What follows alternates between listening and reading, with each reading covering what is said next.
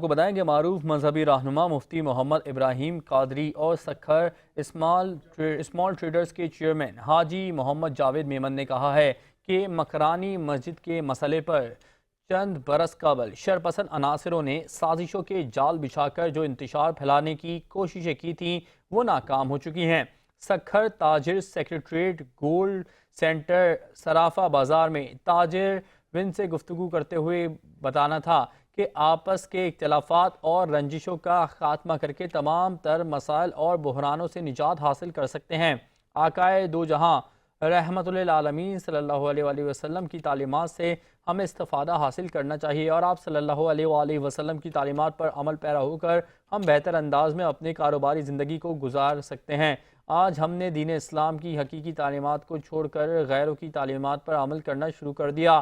اسی لیے دنیا میں مسلمان مسائل کا شکار ہیں۔